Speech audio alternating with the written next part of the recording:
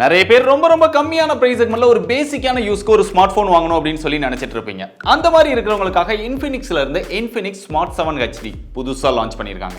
இது எப்படி இருக்கு பாத்துருவோமா? முதல்ல பாக்ஸ் பார்த்தா அவங்களோட பட்ஜெட் செக்மெண்ட் பாக்ஸ் எப்படி வருமோ அதே மாதிரி தான் இருக்கு. பெருசா வித்தியாசம் கிடையாது. பாக்ஸ்க்குள்ள ஸ்மார்ட் 7 HD மொபைல் இருக்கு, ஒரு சார்ஜிங் அடாப்டர், ஒரு சார்ஜிங் கேபிள், ஒரு சிம் எஜெக்டர் பின், அதுக்கப்புறமா யூசர் மேனுவல், வாரண்டி கார்டு, கடைசியா இந்த பட்ஜெட்க்கும் கேஸ் கொடுத்திருக்காங்க. குவாலிட்டி நல்லா இல்ல அப்படினாலுமே கொடுத்திருக்காங்க.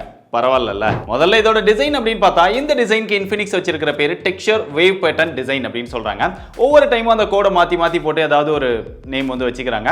நக்கல்யா அவனுக்கு பாக்குறதுக்கு நல்லா இருக்கு. அது போக இந்த எட்ஜஸ் எல்லாமே ஃபிளாட்டா கொடுத்திருக்காங்க. இங்க திக்னஸ் அப்படின்னு பார்த்தாலுமே 8.9 mm திக்னஸ் இருக்கு. வெயிட் அப்படின்னு பார்த்தாலுமே 196 கிராம் இருக்கு. பட்ஜெட் செக்மெண்ட்க்கு இது பரவாயில்ல. அப்படியே மொபைலோட பிளேஸ்மென்ட்க்கு வந்தா டாப்ல எதுவுமே கொடுக்கல. லெஃப்ட் சைடுல சிம் ஸ்லாட் கொடுத்திருக்காங்க. அது ஓபன் பண்ணா dual sim with dedicated SD card slot கொடுத்திருக்காங்க. பாட்டம்ல வந்தா இங்க ஒரு 3.5 mm ஜாக் இருக்கு, மைக் இருக்கு, மைக்ரோ USB சார்ஜிங் போர்ட் தான் கொடுத்திருக்காங்க. இங்க ஒரு ஸ்பீக்கர், சிங்கிள் ஸ்பீக்கர் தான்.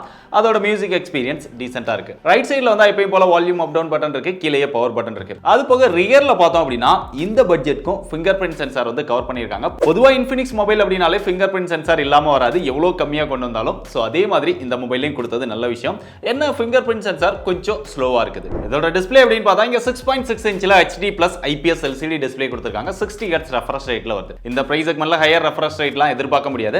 அது போக 120 Hz டச் சாம்பிளிங் ரேட் வந்து கொடுத்திருக்காங்க. டிஸ்ப்ளேயோட எக்ஸ்பீரியன்ஸ் டீசென்ட்டா இருக்கு. இந்த பிரைஸ் செக்மெண்ட்க்கு ஓகே அப்படினு சொல்லலாம். அப்படியே இதோட சாஃப்ட்வேர் அப்படின்னு பார்த்தா out of the box Android 12 தான் கொடுத்திருக்காங்க, 13 கிடையாது. உங்களோட XOS வெர்ஷனுமே 12 வந்து கொடுத்திருக்காங்க. பட் அவங்களோட ஃபுல் வெர்ஷன் அதிலயுமே கொடுக்கல. இங்க வந்து ஒரு லைட் வெர்ஷன் மாதிரி தான் கொடுத்திருக்காங்க. நிறைய ஃபீச்சர்ஸ் வந்து இங்க கட் பண்ணிருக்காங்க. முக்கியமா அந்த சைட் பார் இந்த மாதிரியான விஷயங்கள்லாம் இந்த மொபைல் போன்ல வரல. அது போக எப்பவும் கொடுக்குற மாதிரி அந்த இன்ஃபினிக்ஸோட ஆப்ஸை நிறைய லோட் பண்ணி கொடுத்திருக்காங்க ப்ரீ லோடடா. அதை வந்து அன்இன்ஸ்டால் பண்ண முடியல. ஒரு சில தேர்ட் பார்ட்டி ஆப்ஸ் வந்து நம்மளால அன்இன்ஸ்டால் பண்ணிக்க முடியுது. ஆட்ஸுமே இருக்குது. சோ ஓவராலா சாஃப்ட்வேர் எக்ஸ்பீரியன்ஸ் இன்னும் கொஞ்சம் பெட்டரா பண்ணியிருந்திருக்கலாம். இதோட கேமராக்கு வந்தா ரியர்ல டுயல் கேமரா செட்டப் கொடுத்திருக்காங்க. அதுக்கு பேர் தான் டுயல் கேமரா செட்டப், ஆனா சிங்கிள் கேமரா இருக்கிற மாதிரி தான். பிரைமரி சென்சாரா 8 மெகாபிக்சல் கொடுத்திருக்காங்க. அதுக்கப்புறம் ஒரு AI சென்சார் அப்படின்னு சொல்லி ரெண்டாவது ஒன்னு கொடுத்திருக்காங்க. அதுக்கப்புறம் ஒரு LED ஃபிளாஷ் கொடுத்திருக்காங்க. எப்பவுமே இன்ஃபினிக்ஸ் வந்து செல்ஃபி ரியர் ரெண்டுக்குமே LED ஃபிளாஷ் வந்து கவர் பண்ணிருக்காங்க. அதுக்குள்ளேயே அந்த ஃபிங்கர் பிரிண்ட் சென்சாரையும் வச்சு 4 கேமரா மாதிரி டக்குன்னு பார்த்தவனே ஒரு அட்ராக்ட் பண்ற மாதிரி அந்த டிசைன் வந்து பண்ணிருக்காங்க. அப்படியே இங்க செல்ஃபி கேமரா வந்தோம் அப்படின்னா இங்க 5 மெகாபிக்சல் செல்ஃபி கேமரா கொடுத்திருக்காங்க. கேமராவோட பெர்ஃபார்மன்ஸ் வந்து டீசென்ட்டா தான் இருக்கு, பெரிய அளவுல எதிர்பார்க்க வேண்டாம். முக்கியமா அந்த போர்ட்ரைட் ஷாட்ல அந்த எட்ஜ் டிடெக்ஷன் இதெல்லாமே பெர்ஃபெக்ட்டா இல்ல. கேமராவோட ஃபீச்சர்ஸ் அப்படின்னு பார்த்தாலுமே பேசிக்கா தான் கொடுத்திருக்காங்க.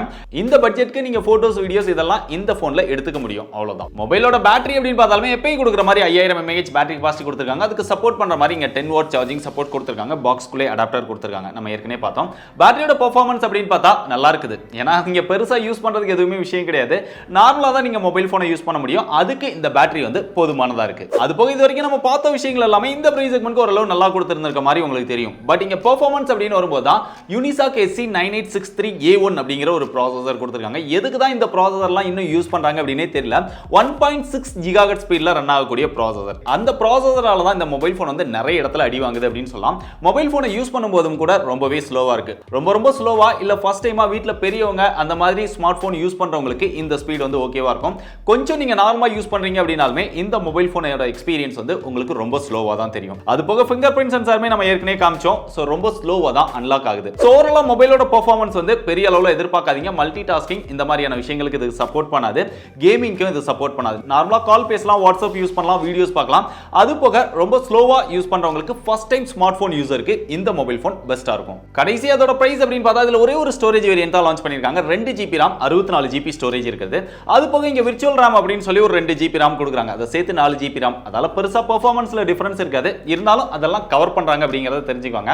இதோட பிரைஸ் அப்படின்னு பார்த்தா 5999 ரூபாய்க்கு சேல் பண்றாங்க. அது போக லான்ச் ஆஃபரா இங்க SBI கிரெடிட் கார்டு யூஸ் பண்ணி வாங்குனீங்கன்னா ஒரு 600 ரூபாய் டிஸ்கவுண்ட் கிடைக்குது.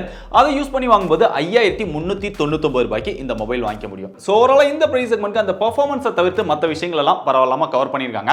ரொம்ப ஸ்லோ யூசரா இருக்கீங்க இல்ல ஃபர்ஸ்ட் டைமா ஸ்மார்ட் போன் யூஸ் பண்ண போறீங்க அப்படிங்கறவங்க இதை ட்ரை பண்ணி பார்க்கலாம்.